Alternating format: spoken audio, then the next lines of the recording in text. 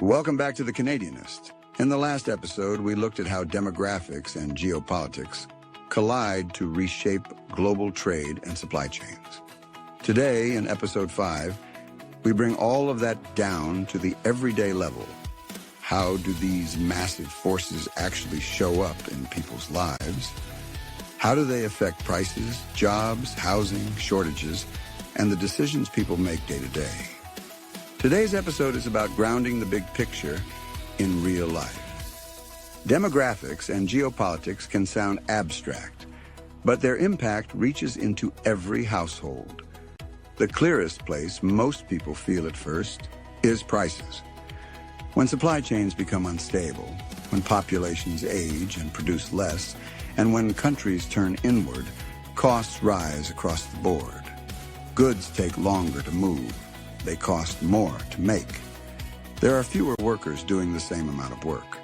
The cost of living increases because the underlying foundation of the global economy is shifting.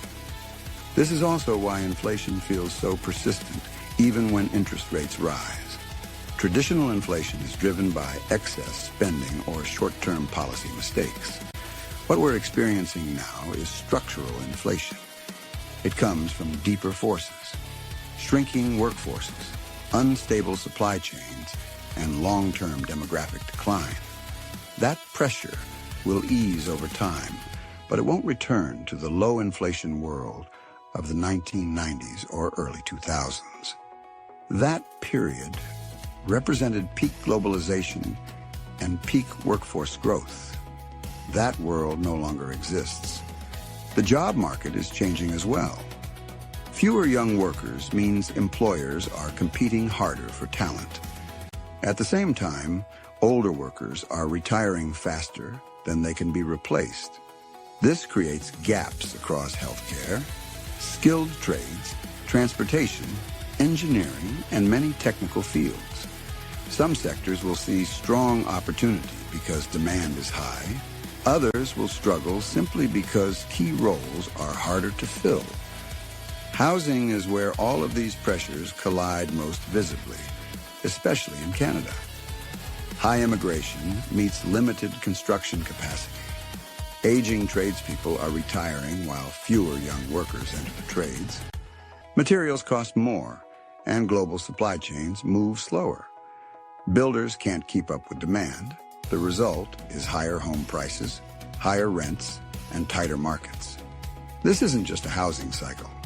It's demographics, labor shortages, supply chains, and population growth all converging at once. And it's not limited to housing. Everything seems to take longer now. Healthcare systems are stretched because more seniors need care, while fewer doctors and nurses are available. Government services slow as retirements outpace hiring.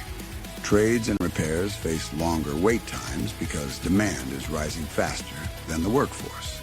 Even deliveries take longer because logistics systems were built for a more stable, predictable world. Shortages are another symptom of this transition.